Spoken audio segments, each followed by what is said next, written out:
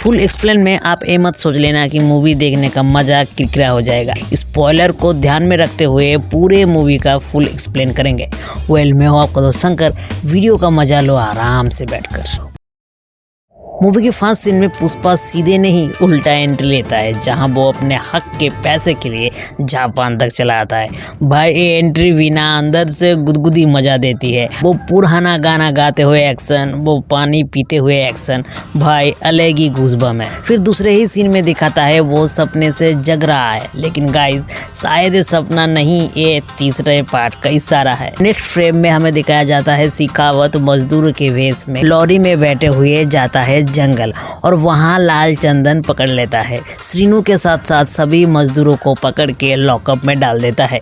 इधर श्रीनू की शादी भी है और मंडप बिन दूल्हे सूना लग रहा है। अब होना क्या था, थाने में पुष्पा की एंट्री। थानेदार शेखावत की परमिशन के बिना मजदूरों को छोड़ना नहीं चाहते थे थानेदार, बट पुष्पा अपना रूप दिखा ही देता है। एक्शन नहीं, पुष्पा सभी पुलिस ऑफिसर को उनकी पूरी लाइफ की सैलरी या तक की पेंशन भी दे देता है। तो अब क्या होना था, सभी ऑफिसर खुशी खुशी नौकरी छोड़ देते हैं, क्योंकि बैठे बैठे उसको अपने सारे सैलरी मिल जो गई। मजदूरों को पति पुष्पा के एक प्यार से शुरू होता है एक गाना। अब पुष्पा सीएम से मिलने जा ही रहा होता है कि श्रीवल्ली को फीलिंग्स आ जाती है और पुष्पा वो काम निपटा के सीएम से मिलने निकल पड़ता है। जहाँ श्रीवल्ली पुष्पा से एक डिमांड करती है कि सीएम के साथ पुष्पा एक फोटो खिंचवा के जरूर लाए, वो फोटो अपने घर के बाहर लगवाएंगे। अब वाइको का ऑर्डर है, पुष्पा झुकेगा नहीं। लेकिन जब पुष्पा सीएम साहब के साथ फोटो खिंचवाने के लिए जाता है, तब सीएम साहब सरासर मना कर देता है और फ्री में इनडायरेक्ट बेइज्जती भी। बाबू कूल कूल करके पुष्पा कूल होता है, बट पुष्पा को तो फोटो खींचना ही है, जिसके लिए वो सीएम ही चेंज कर देते हैं। सिर्फ अपनी वाइको की खुशी के लिए पुष्पा 500 करोड़ देके सिद्धप्पा को सीएम बना के ही रहेंगे और इसके लिए पुष्पा को बहुत पापड़ बेलने पड़े। जहां वो दुबई में टेम्पो लेके लाल चंदन की डील करने जाता है, वहां पुष्पा को टेम्पो के साथ देख के चिल्लर पार्टी समझ रहे थे, लेकिन पुष्पा ने उसको औकात दिखाई दिया। पुष्पा अपने ही अंदाज में कहा कि इंडिया में 100 टन तो दूर की बात, कोई 10 टन का माल भी नहीं देगा तुम्हें। और बिल्कुल वैसा ही हुआ। अमित भाई समझ गए पुष्पा छोटी चीज नहीं है, बहुत बड़ा धमाका है। बाद में 5000 करोड़ का डील करके 1000 करोड़ कम लेके अमित की हेलीकॉप्टर ले गया। भाई गजब है पुष्पा। आया टेम्पो में था और गया हेलीकॉप्टर में, और वो गया टेम्पो में।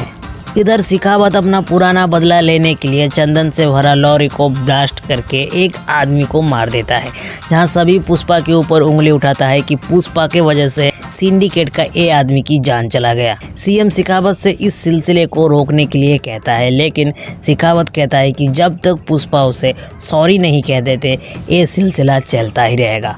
पुष्पा मजबूरन मजदूर के कारण जान भी दे सकता है और पुष्पा अंत में सॉरी भी कहता है।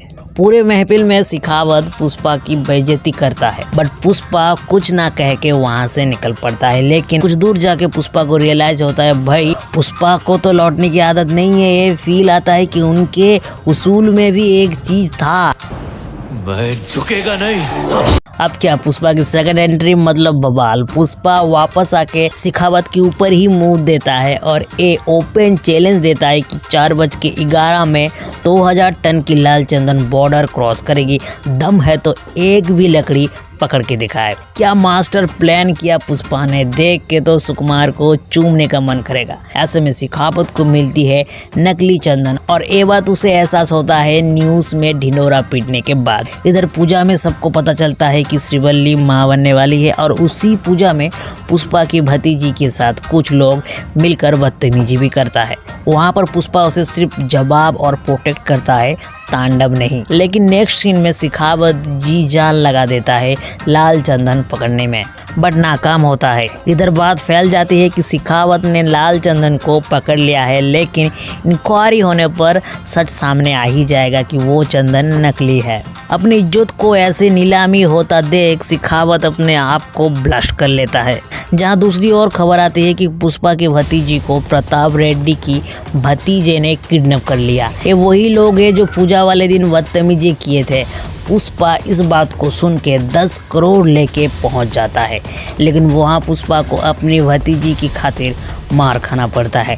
जब पानी सर से ऊपर पहुंच जाता है तब पुष्पा का ए मंकी किंग वाला अवतार देख के आप भी चौंक जाओगे। अब की बार पुष्पा को हाथों से नहीं दांतों से फाइट करते दिखेगा। पुष्पा सभी का द एंड करके अपने भतीजों को बचाता है और एक नया दुश्मन पैदा होता है, प्रताप रेड्डी। अब आगे बताना है मतलब पूरी मूवी का मजाक खराब, इससे आप खुद ही देख लेना।